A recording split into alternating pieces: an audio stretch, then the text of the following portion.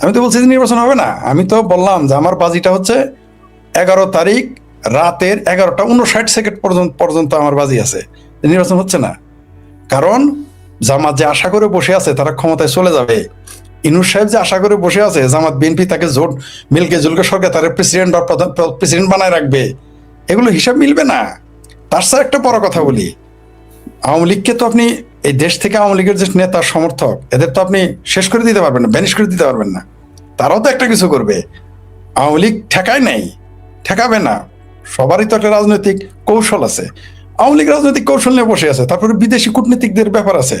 আপনারা ইতিমধ্যে জানেন যে ভারতের জয়শঙ্কর সাহেবকে আমেরিকা দাওয়াত করেছে। তার মানে কি এখানেও অনেক কিছু ঘটনা আছে। আমি তো এখনো কিন্তু 11 দিন বাদ আছে, মাঝখানে কিন্তু 10 দিন আছে।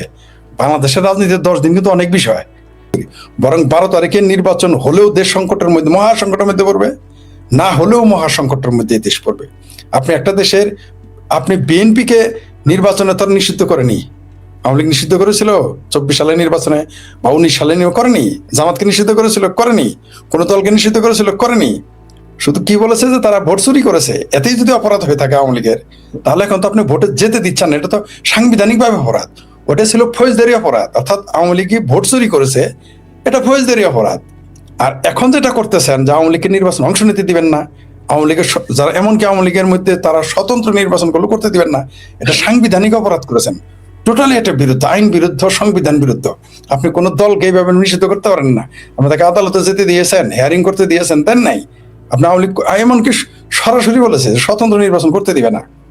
এও বলেছে যে আওয়ামী লীগের হাড্ডিগুটি ভেঙে ফেলবে। এই যে ভাষা, এগুলো দিয়ে তো সমাধান হয় না। আপনি কেউ যদি মনে করে নির্বাচন, আরেকজন বলছেন যে চাঁদাবাজি করে নির্বাচন ঠেকানো যাবে না। হ্যাঁ, এটা কি হতে যাচ্ছে আমরা তো জানি। আমি তো বলি না আমার চাঁদাবাজিতে নির্বাচন। প্রিয় দর্শকের প্রতি আমি সম্মান রেখে বলছি, নির্বাচন ঠেকানো যাবে না, কোনো সন্দেহ নাই। কিন্তু কয়দিন থাকে সেটাও তো দেখবেন।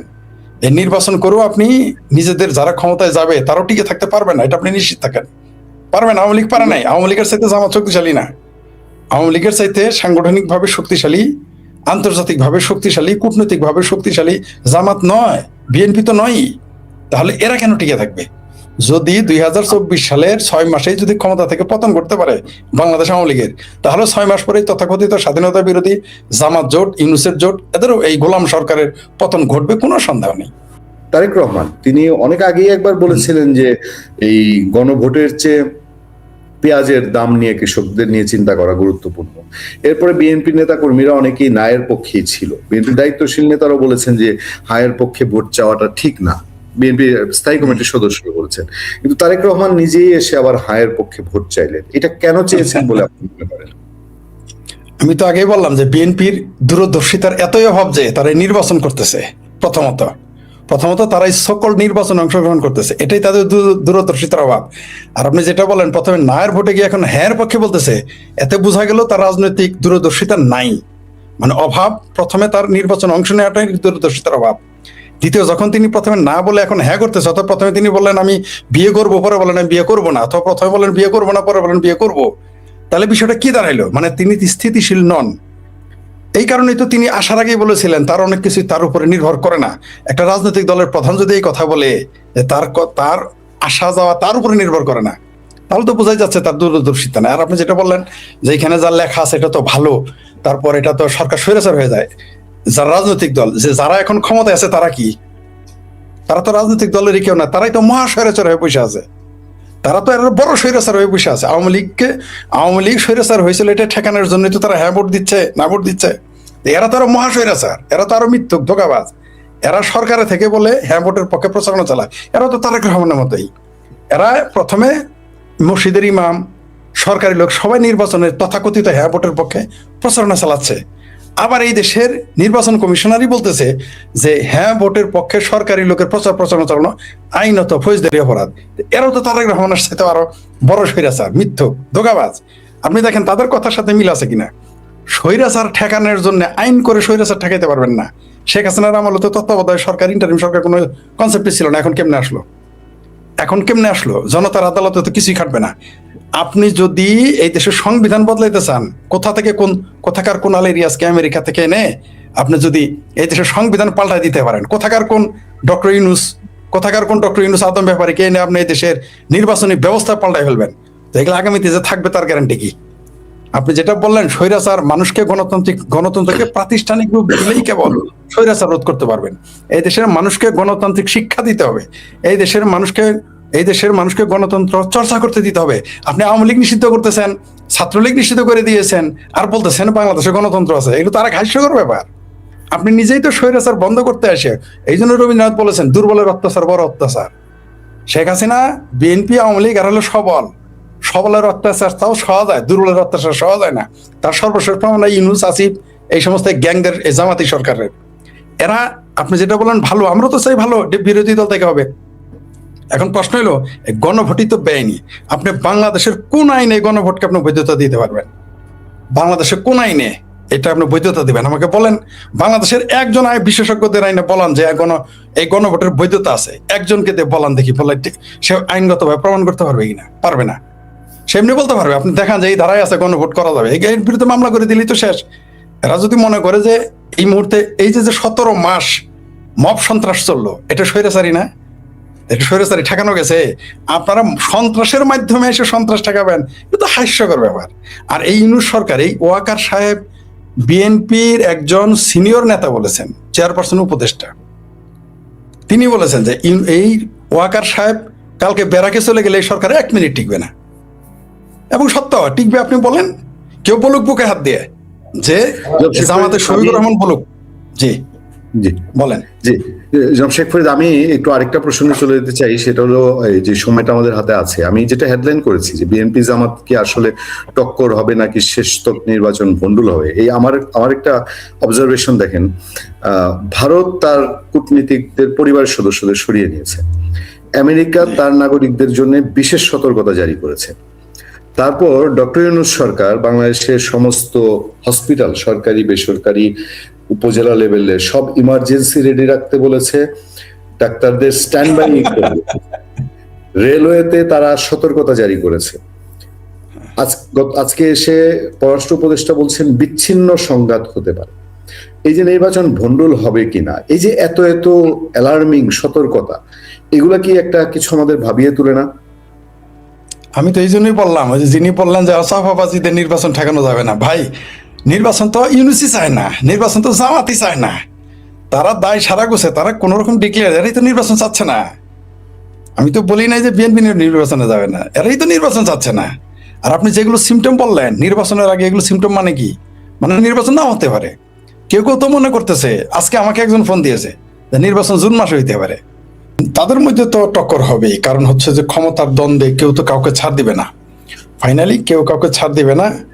আর আপনার, আমি কিন্তু সে আমার আগের অবস্থানেই আছি যে আমি 11 তারিখ রাত 12:01, মানে রাত 11:59 পর্যন্ত আমি ধরেই নিয়েছি নির্বাচন হচ্ছে না। কারণ তারপরেও যদি হয়, সেটা তো ইলেকশন হবে না, সেটা সিলেকশন হবে, আমরা সবাই জানি। এবং বাংলাদেশে এই মুহূর্তে মানে বিনা যুদ্ধে নাহি দিব সূচাগ্র মেদিনী, এই অবস্থায় আছে এই মুহূর্তে জামাত, বিএনপি। আবার কেউ কেউ মনে করে যে ভারত যুদ্ধর ভয়, আওয়ামী লীগ যুদ্ধর ভয় দেখিয়ে তাদের আবার কেউ কেউ একত্রিত করবে, এমন কথাও কেউ কেউ বলে থাকেন। আসলে আমাদের দেশের যে সর্বশেষ অবস্থা, নির্বাচনে আপনি দেখেন কারা আগ্রহ দেখাচ্ছে। আমি আপনার চ্যানেলও বলেছি, অন্যান্য চ্যানেলও বলেছি, আমার চ্যানেলও বলেছি, নির্বাচনের সম্পর্কে কিন্তু আসলে বিএনপি এবং বামপন্থীরা ছাড়া কারোরই খুব একটা আগ্রহ নাই। আর যত দল আছে, এই যে তথাকথিত দল গজিয়ে উঠেছে 1 বছরে 1.5 বছরে, আমরা দেখেছি এরা কারা আমরা জানি। সেই জন্য বাংলায় কিছু কথা আছে যে, বাংলা প্রবাদ আছে, চোরে চোরে হালি, এক চোরে বিয়ে করে আরেক চোরে শালি। এই নতুন নতুন দল কিছু গজিয়েছে, ভুইপুর দল, তাদের দিয়ে তারা যে এই যে জামাতের A team, B team, C team, D team, আবার ইদানিং শুনতেছি যে এনসিপির এ টিম, বি টিম হয়ে গেছে। তো এরা তো তারাই। এখন নির্বাচন যদি, সকল নির্বাচন যদি হয়, তাহলে তো আপনি যে শিরোনাম দিয়েছেন বিএনপি জামাতের টক্কর তো হবেই। কারণ বিএনপি এই মুহূর্তে ক্ষমতায় না গিয়েও অলিখিতভাবে তারাই ক্ষমতায়। সেখানে এটা শুধু আমাদের কথা না, এটা যারা সমালোচক, আলোচক, বিশেষজ্ঞ, বিশ্লেষক, তাদেরই কথা। সেই সাথে তারেক রহমানের কন্যাও বলেছিলেন তার এক পোস্টে, তার কন্যা নামে পরিচালিত এক পোস্টে আমরা দেখেছি, সেখানে তিনি বলেছিলেন যে এটা হচ্ছে জামাত নিয়ন্ত্রিত ইউনূস সরকার। তো এই যে যে জামাতের যে অলিখিত ক্ষমতার ভোগ উপভোগ চলতেছে, এই সুযোগ তো তারা হাতছাড়া করবে না। আবার বিএনপি মনে করতেছে যে বিএনপি হচ্ছে বাংলাদেশের অন্যতম বৃহত্তর দল এর একটি। বাংলাদেশের দুটি বৃহত্তর দল, বিএনপি এবং আওয়ামী লীগ। তো বিএনপিও যেহেতু বৃহত্তর দল, আওয়ামী লীগ এই মুহূর্তে মাঠ ছাড়া, এমনকি দেশ ছাড়া, তো তখন তো বিএনপি আশাই করতে পারে যে ক্ষমতার চাবিকাঠি তাদের হাতে, কলকাঠি তারাই নাড়বে, এটা তারা ভেবে বসে আছে। যদিও নির্বাচনের মাধ্যমে অনেক ফাঁদ পাতা হয়েছে। আমি বুঝি না বিএনপি এত বড় একটা রাজনৈতিক দল, তাদের দূরদর্শিতা এত কম কি করে হয়। ধরে নিলাম বিএনপি ক্ষমতায় গেল, ধরে নিলাম মানে তারা বেশিরভাগ সংসদীয় আসন নিয়ে তারা পাশ করলো, কিন্তু এই যে সকল্ড হ্যাঁ ভোটে বা না ভোটে যা আছে শর্ত উল্লেখ করা আছে, তাতে তো তারা ক্ষমতা ভোগ উপভোগ করার কথা না। তো আমি জানি না বিএনপি এখানে দূরদর্শিতা দেখাচ্ছে নাকি তাদের আসলে দূরদর্শিতা নাই, সেটা আমি বলতে পারতেছি না। তাদের মধ্যে তোর বুদ্ধিজীবীর অভাব নাই, তাদের মধ্যে ব্যারিস্টারের অভাব নাই, তাদের মধ্যে বিশেষজ্ঞের অভাব নাই, কিন্তু তাদের মাথায় কেন এটা ঢোকে না যে সেইখানে নাকি লেখা আছে। আমি জানি না আদৌ, কারণ আমার এই হেনা ভোটের প্রতি কোনো আগ্রহই নেই। আমি মনে করি না যে এটা বৈধ, এই হেনা ভোট সুযোগই নেই। সেখানে নাকি লেখা আছে যে যা যা তারা ওই তথাকথিত জুলাই সনদে যুক্ত করেছে সেগুলো নাকি 180 দিন পরে অটোমেটিক্যালি যুক্ত হয়ে যাবে, সংসদের আইনে পরিণত হবে। তো এই যে যে হাস্যকর বিষয়, এগুলো তো বিএনপি তখন কি হবে? বিএনপি তখন তো তারা তো কিছুই করতে পারবে না। তাদের যে প্রধানমন্ত্রী 6 মাস নাকি আর 6 মাস নাকি সংসদে যেতেই পারবে না, বা সংসদ সদস্যরা তাদের ক্ষমতা প্রয়োগ করতেই পারবে না। প্রয়োগ তো দূরের কথা, অ্যাপ্লাই তো দূরের কথা, তারা কোনো রকম প্র্যাকটিসও করতে পারবে না। যদি এগুলো সত্য হয় তাহলে তো আমি মনে করি বিএনপির দূরদর্শিতার অভাব, আর এটা এমন একটা জটিল পরিস্থিতির মধ্য দিয়ে যাবে। ওই যে আপনি যে শিরোনামটা শুরুতেই দিয়েছেন, বিএনপি জামাতের কি টক্কর হবে, এবং আমি নিশ্চিত তখন বিএনপি জামাতের টক্কর হবে। অলরেডি আমরা দেখেছি আমাদের জামালপুর জেলাতে এক জায়গায়, জামালপুর শেরপুর অঞ্চলেই একজন বিএনপির একজন জামাতের কর্মী নাকি নেতা মারা গেছে। তো এইগুলো তো টক্কর হওয়ারই লক্ষণ। আর আপনি যেটা বলছেন যে নির্বাচন ভণ্ডুল হবে কিনা, অনেকেই মনে করতেছে আমার মতো, শুধু যে আমি বলেছি তা না, অবশ্যই আমি শুরু থেকে বলেছি নির্বাচন হবে না, আমার মতো অনেকেই বলেছে। তারপরেও আমাদের সংশয় আছে নির্বাচন আদৌ হবে কিনা। কারণ এই নির্বাচনটা হলে একদিকে হলো আমরা আইনগত সমস্যায় পড়ে যাচ্ছি। আমরা একটা নতুন, মানে তারা যেটা বলেছিল যে নতুন কি তারা নিয়ে এসেছে, নতুন পরিস্থিতি নিয়ে আসবে, এটা তো নতুন পরিস্থিতি যে নির্বাচনে কে কত ক্ষমতায় থাকবে এটাই আমরা বুঝতে পারবো না। যে এমপি হবে কিন্তু সংসদে যেতে পারবে না।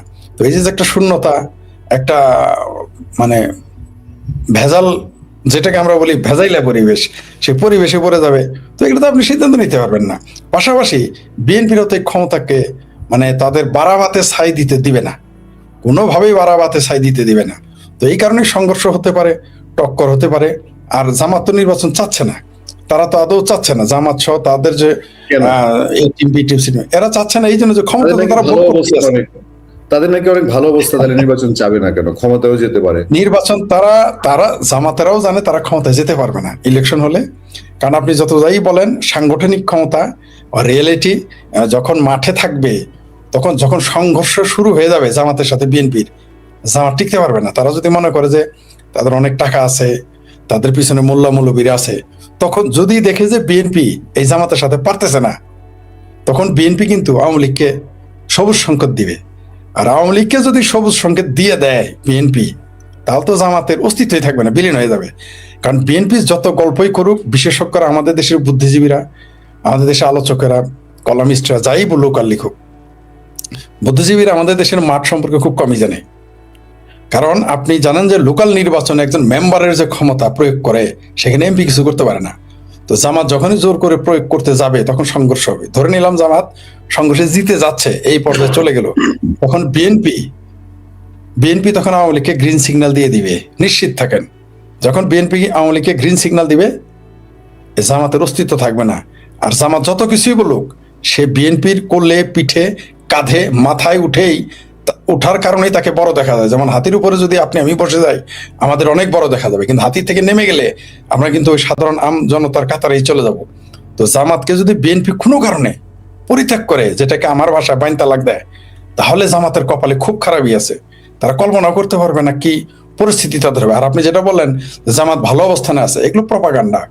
জামাত রিকশাওয়ালাদের টাকা দিয়ে কিছু, আর এদের যে বট বাহিনী, এরা যদি বট বাহিনী ভোটার না, আর কিছু রিকশাওয়ালা ঢাকাতে আপনি ম্যানেজ করলে, আর কিছু কিছু তালিম করা মহিলাকে হায়ার করে আপনি ঘরে ঘরে পাঠিয়ে দিলেন মানে ভোট পাবেন, তা কিন্তু নয়। কারণ বাংলাদেশের মানুষ ভোট দেওয়ার সময় চিন্তা করে যে কোন মানুষটা ইলেকশনে পাশ করবে।